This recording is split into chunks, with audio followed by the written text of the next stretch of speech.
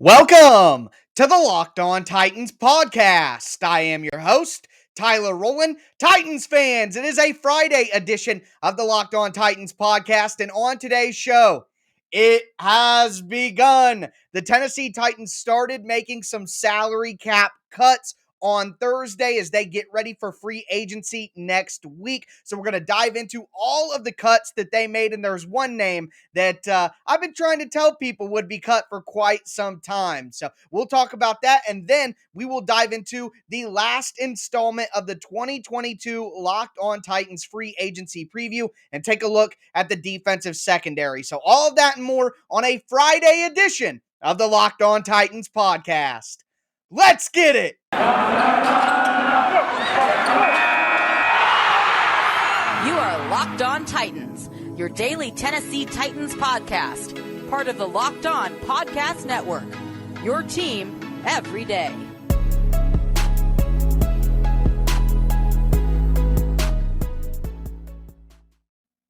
Titans fans, it is a Friday edition of the Locked On Titans podcast. So excited to dive into all of the moves that the Titans made on Thursday. We got multiple cuts. We got a signing. I'm going to go over all of the names and let you know where the Titans' financial situation is right now heading into the weekend. Before we get into that, got to thank you guys for making the Locked On Titans podcast your first listen every day. If this is your first ever listen to the Locked On Titans podcast, make sure you subscribe on whatever platform you do stream. You can find the Locked On Titans podcast everywhere and always free. And that includes the Locked On Titans YouTube channel. Subscribe over there. Smash that notification bell so you know when all the content goes live. Hit that thumbs up button if you're watching on YouTube right now. Greatly do appreciate it. For additional analysis, you got to check me out on Twitter at Tic Tac Titans. Check out the show Facebook page at Locked On Titans Pod. Remember, I have been a Titans fan for over 20 years. I break down not only the film,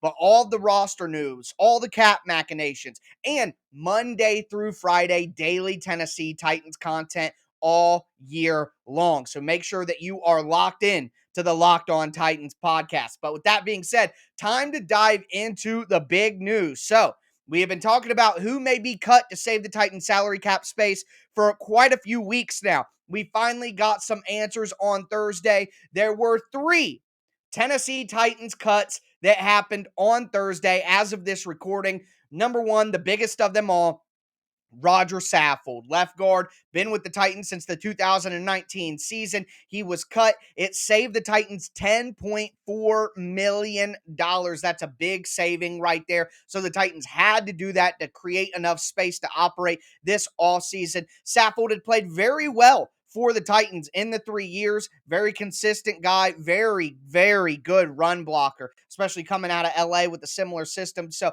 all the credit in the world to Rodger Saffold. He's been everything that you could hope for as a Tennessee Titan, but the reality is he's about 34 years old. He's had trouble with a shoulder injury that's plagued him throughout his career. It's had him knocked out of a lot of games, having a hard time being healthy, and he fell off a cliff in pass protection in 2021. So you have to save some money somewhere, and Saffold was a likely cut. Now, the Titans at the left guard position will look towards 2019 undrafted free agent Aaron Brewer, potentially look at 2021 second-round pick Dillon Radunz. They could go out and draft an interior offensive lineman to compete for that spot. They could go out and sign a veteran to compete for that spot. For my money, I think the more likely option would be putting Aaron Brewer at left guard or drafting an interior offensive lineman or playing Dillon Radunz. I think those are all more likely than signing a veteran to be on the line. The whole point of this is to make the offensive line cheaper. When you have a guy like Taylor Lewan on the left side making a good amount of money,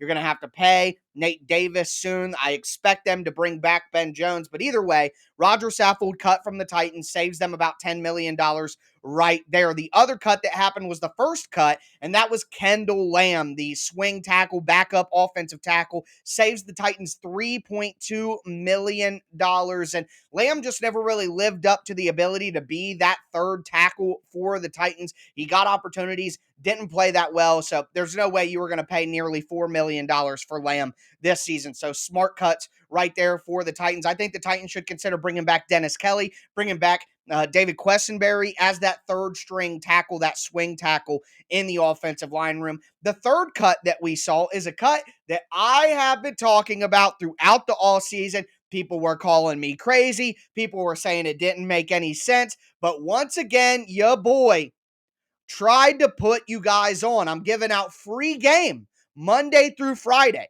I told you that the Titans would cut Malcolm Butler and Adoree Jackson. I told you they wouldn't re-sign Jonnu Smith and Corey Davis. I told you guys Darrynton Evans needed to be cut. And the second year running back going into his third season was cut on Thursday in the afternoon.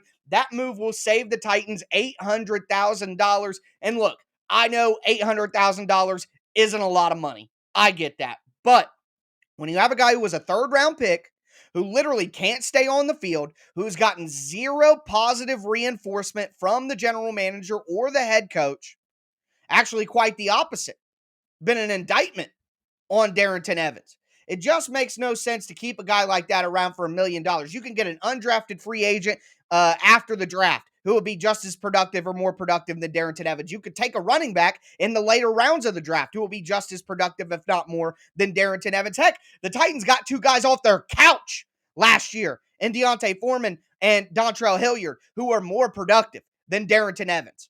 Let that guy go focus on his video game career. The NFL doesn't seem to be for him. So I agree with that. I have been calling for that cut throughout the beginning of the offseason until now. And I got to tell you, I'm not happy to see people lose their job, but I'm happy the Titans realize that there's no reason to keep this guy around when running backs are a dime a dozen and you can find somebody to be productive off the freaking street. So we're not paying $1 million for a guy like Darrynton Evans. So that's the three cuts that happened on Thursday as of this recording. There was also a signing, though. Morgan Cox, the Titans' long snapper, was brought back. He's going to be back on a 1-year, $1 million deal. That makes all the sense in the world. When I did my big stay or go, when we went through 30 in-house Tennessee Titans free agents, I had a resounding stay next to Morgan Cox. Did you hear Morgan Cox's name last year, folks?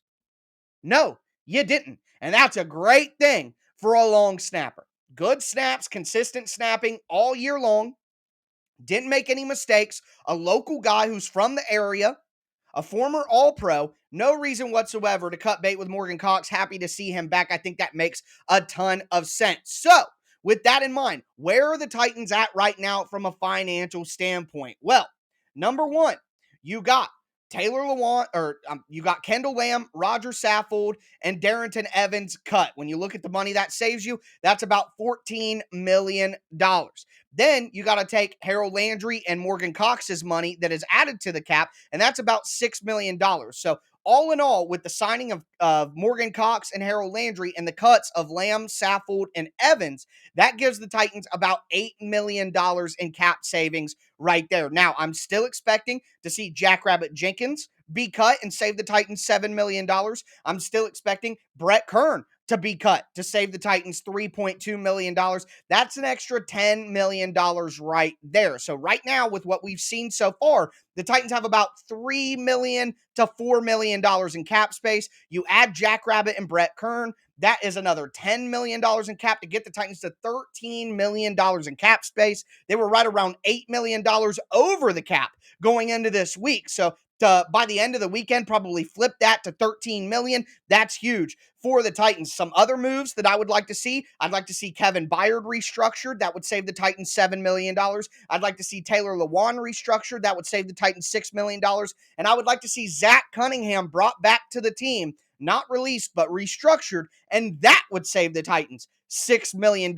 So with Byard, Lewan, and Cunningham's restructures, that would save the Titans $20 million right there. You add that to the $13 million that I just said would be their cap space if they cut Jenkins and Kern. The Titans would then have $33 million in cap. So they have $3 million right now.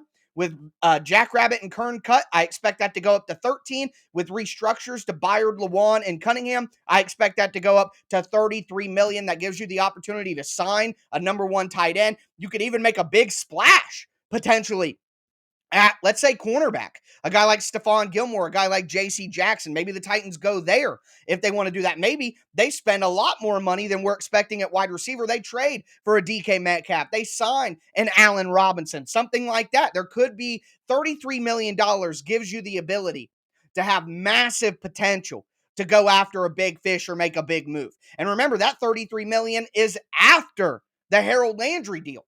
So the Titans have a chance to have enough cap space to do whatever they feel that they need to do. Bring back Ben Jones, get a tight end one, add some veteran depth on defense, get another wide receiver, a veteran wide receiver, so that you're not pigeonholed in the draft. Get a veteran on the offensive line as a backup. So much maneuverability available for the Titans with the path that I have charted. Everything that I've told you guys that I wanted to see from the Titans all season has happened to this point, and hopefully continues to happen, and we'll discuss next week how much cap space the Titans actually have as we get wind of more moves that they make. One thing I do want to tell you is the Titans don't have to restructure these people until they need that money. So you may see a move made by the Titans, and you're thinking they don't have enough cap space for that, but a few restructures and they can make it work.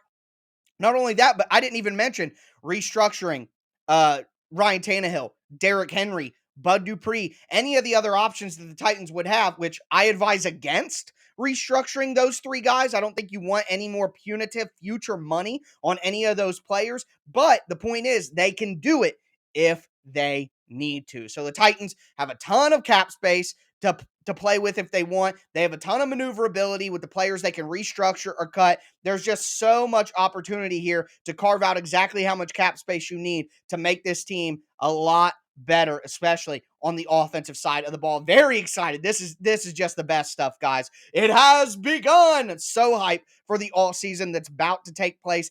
And we're not even talking draft stuff yet. So very excited for what's to come. Make sure that you stay with us here on the Locked On Titans podcast. I'm going to be breaking everything down throughout the all season. But with that in mind, time to look at the free agency market in the secondary at cornerback and at safety. We're going to get into that. Before we do want to tell you guys about betonline.net. It's that time of year again. College basketball's tournament is finally upon us. For all the latest odds, contests, and player props, betonline.net is the number one source for all your sports betting needs and info. BetOnline remains the best spot for all your sports scores and news this season. It's not just basketball. BetOnline is your continued source for all your sports wagering information needs, including live betting and your favorite Vegas casino games. Head to their website today or use your mobile device to learn about all the latest trends and action. BetOnline, where the game starts.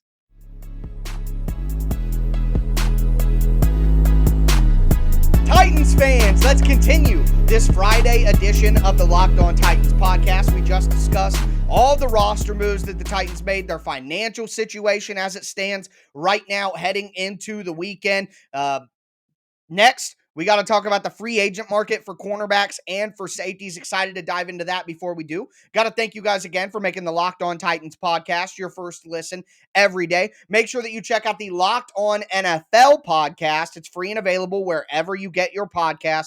All of the local NFL experts come together to give you a national show every single morning in under 30 minutes, covering all the latest news. I am actually the host of the national show on Thursday. So if you needed a better reason to check out the Locked On NFL show, there you go. It would help support me, and I would appreciate that very much. But once again, check out the Locked On NFL show on YouTube as well. But moving forward, man, I got to tell you guys, I'm sure you can tell, I am just hype. The emotions are running high. Listen to Harold Landry's press conference today. Got me emotional. His journey through life and where he is right now. Just all the moves, everything. Man, one thing I'll tell you, I love this stuff, guys. Oh, man, I love it so much. Football is the best sport in the entire world.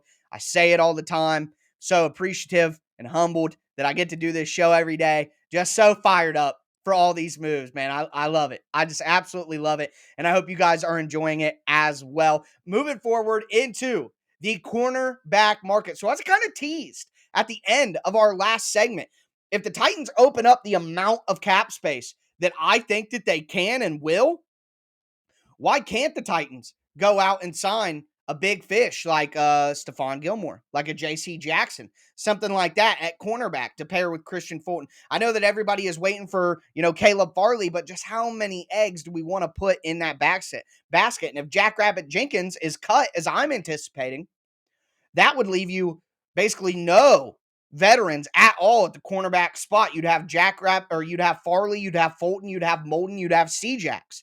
Yeah, there are some futures contracts that are coming in a training camp, but I'm not relying on any of that. And none of those guys are going to change roster decisions anyway.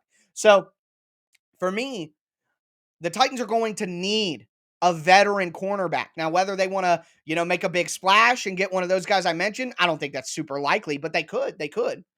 Or what I think is more likely is they look for a veteran option that can be that cornerback four. You know that the Titans like to use Elijah Molden as their slot wide receiver or their slot cornerback on early downs, and then bring in a more pass coverage centric cornerback in third down and passing situations. So what cornerback could they get that could maybe fill that need, add depth as a veteran? I got a few options here. Looking. Robert Alford played with the Cardinals last year. He's 33 years old, going to be about $2.5 to $5 million. If that's on the low end, a guy like Robert Alford could be that outside cornerback as a depth guy for the Titans. Another guy who I think might be just a bit out of the Titans' price range because he's probably going to want an opportunity to start still is Joe Hayden, 33 years old. Probably be right there, $3 to $5 million. More of a player who you would want in a zone system as well. So he'll probably want a chance to start. Might be on the high end of that 3 to 5 range. I don't think that Hayden is a great fit, but he's in that kind of tier and that kind of area where I think the Titans could look. A guy that could make some sense, who's a little bit younger, is Akello Witherspoon, 27 years old, $2 to $4 million range. He's been more proficient in zone coverage throughout his career, but as a depth piece for the Titans, I don't think there's any reason that Witherspoon couldn't have a chance to come in and really compete there. A guy who has dealt with a lot of injuries, so I'm not as interested, but again, fits this mold, is Jason Verrett, 30 years old, $2 to $3 million price range, most likely, again, with the injury concerns, that's going to bring his value down. He's a smaller cornerback as well, so I don't think that fits exactly what the Titans are looking for, but he's in this kind of mold of a guy. A guy who does make a lot of sense, in my opinion, is Kyle Fuller. Fuller is an outside cornerback, which is what the Titans are going to be looking for. It's going to be anywhere from $3 to $5 million, most likely. 30 years old, had a down year in 2021, but coming into the Titans, hey, you can compete for a spot to start across from Christian Fulton. If not, you could be a depth guy who we rotate in on passing downs. I just think that would make a lot of sense for the Titans. Kyle Fuller, a guy who's in this mold who, again, I don't think is a super good fit, but could be right in that range, is Xavier Rhodes, who came from the Colts, 31 years old, probably going to be $2 to $3 million. He just doesn't have the ability to play man coverage anymore. And with the Titans' proficiency to play man last year, and that really be their rock solid coverage that they go to when the chips are online, I don't think Xavier Rhodes is a great fit, but again, an older cornerback who may be okay with coming in and being a depth piece. Xavier Rhodes is your fourth cornerback. I think that's perfectly fine. A guy coming off of Baltimore had some injury issues. Jimmy Smith, 33 years old. He's been a man coverage guy throughout his career. That's what the Ravens like to do. Probably only going to be about $2 to $3 million. I actually think Jimmy Smith would be a great fit for the Titans. And a guy who I liked last year, who I think the Titans still could go out and get this year, is Terrence Mitchell. Terrence Mitchell was just cut by the Texans, 29 years old. It's going to be about $2 to $3 million.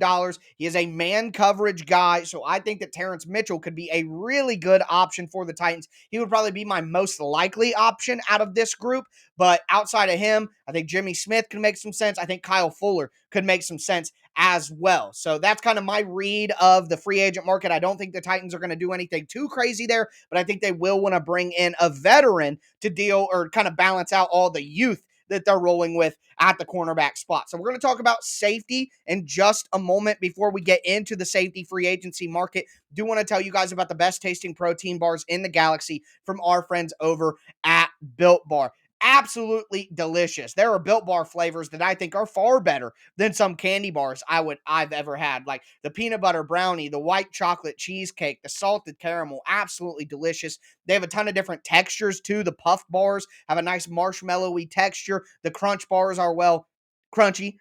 So I really like all of those. The flavors are delicious. But again, it's not just the taste. They're healthy for you as well, as a protein bar should be. They're low calorie.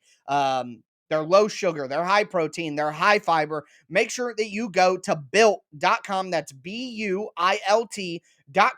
Use the promo code LOCKED15 and you'll get 15% off your order. Once again, that's promo code LOCKED15 for 15% off at built.com.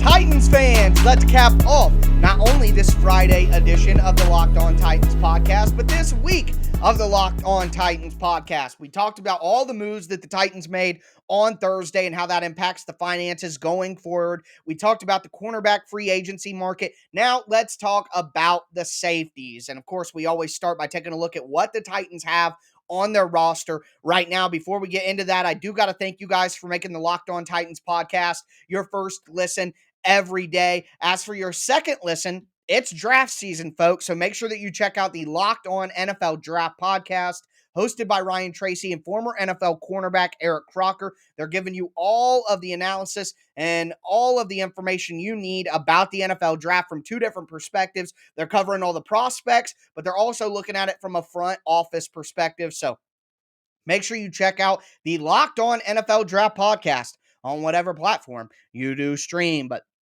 continuing to dive in here to the free agent market, and this is our last position. We've gone through every single position on the free agent market. If you've missed any installment, I've covered the entire offense, covering the entire defense. All of that is available for you in previous episodes, so make sure you go check that out. If you feel like you missed anything, especially on the offensive side of the ball, at wide receiver, at tight end, at offensive line, those are places I expect the Titans to do a little bit more work in free agency. And safety, along with interior defensive line and off-ball linebacker, is a position I don't expect the Titans to do very much, quite frankly. And right now on the roster, they have Kevin Byard, they have Amani Hooker, they have Jamal Carter and a couple other dudes on futures contracts who are training camp invites, but none of that really matters. The big thing that matters here, Dane Cruikshank is a free agent.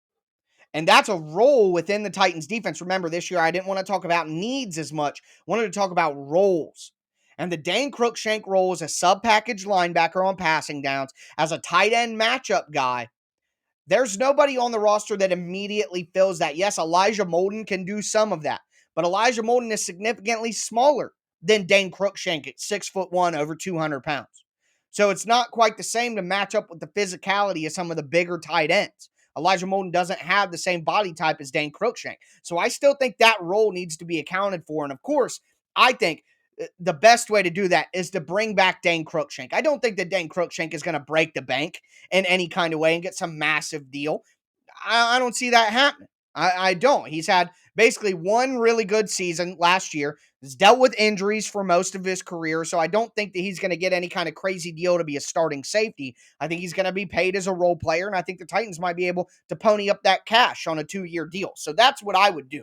But you look at the free agent market, you got a guy like Marcus Williams, Tyrann Mathieu, Marcus May, Quandre Diggs, Jordan Whitehead, Devin McCourty, Kareem Jackson. I don't think any of those guys are in the market for the Titans when you got Kevin Byard and Amani Hooker. You need a third safety, a role-playing guy, maybe even a guy to play some special teams. So who are guys who kind of fit that mold? Well, if you're looking for more of a free safety type, not the Dane Cruikshank type, but the Matthias Farley, his role in the defense, you're looking for a guy like that, Anthony Harris, who last played for the Philadelphia Eagles, could make some sense. He's 30 years old, probably be about $2.5 to $3 million.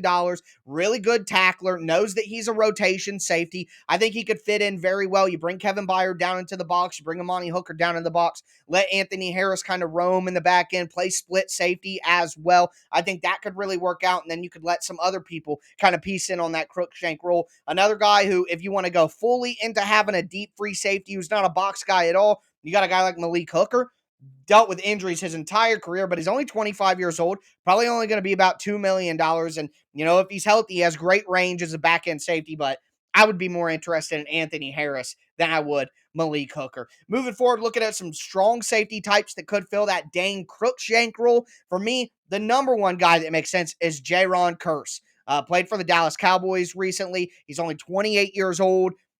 $3 to $5 million price range, most likely. He is a guy like Dane Cruikshank who can be that matchup strong safety, be down in the box and sub package and passing downs, match up one-on-one against tight ends. I think he would be a very good fit. But for that money, $3 to $5 million, I think you could get Dane Cruikshank back for about that price. So I would still go that, but Kearse would be a good option if the Titans can't get Cruikshank back. Jaquiski Tart, who played for the San Francisco 49ers, 30 years old, probably $2 to $3 million as well, a rotational safety, a third safety. I like Tart quite a bit. I think he could be a help. Justin Reed, now we're getting to a higher end price tag. Guy just released by the Houston Texans. $5 million, or not released, he just became a free agent, but $5 million to $7 million price range. You get that at about $4.5 to $5 million for 1 year. That can make some sense. I mean, he's only 25 years old, but he just hasn't really been that great of a player. But that Houston connection, of course, Tim Kelly will have good intel to what kind of guy he is in the locker room, all those sort of things. The Titans might be able to get a little bit more juice out of the squeeze than they did in Houston with a guy like Justin Reed, who with his body type and his skill set, I think can maybe fill that Dane Cruikshank role as well. But ultimately, what I would really like to see at safety is bring back Dane Cruikshank, bring back Matthias Farley. Played a lot of special team snaps for the Titans last year, 78% of the special team snaps. He played in all 17 games. He's 29 years old. He only made $1 million last year. He's not going to make more than that. Had 16 tackles. I mean, I thought Farley was a really good role player as a special teams guy and a fourth safety. So I'd like to see him and Cruikshank back. Keep them, as I said with linebacker and as I said with interior defensive line, keep this group together as much as you can from last year with that continuity, knowing each other, knowing what they expect. Same thing with special teams. There needs to be better coaching on special teams. I like the special teams players that the Titans had last year. So that is all the roster moves from the Titans on Thursday. The roster pirate, Darrynton Evans, was finally put out on the plank, matey. So that was nice to see. And all you guys were tagging me on Twitter to let me know about it. Yeah, I saw it. But anyways, that's going to do it for me today, folks. I'll be back with you on Monday. Who knows what kind of news we are going to get over the weekend from the Titans? More cuts, more signings, restructures. Either way, I'm going to be here to break it all down for you. If we get no news whatsoever, then we'll have a mock draft Monday. So either way, we'll have a lot of fun on Monday's show. Make sure that you're locked into the Locked On Titans podcast, subscribing on whatever platform you do stream. Remember, you can find the show on every platform and always free. That's going to do it for me today, though, folks. As always, I am your host, Tyler Rowland, and this was Locked On Titans.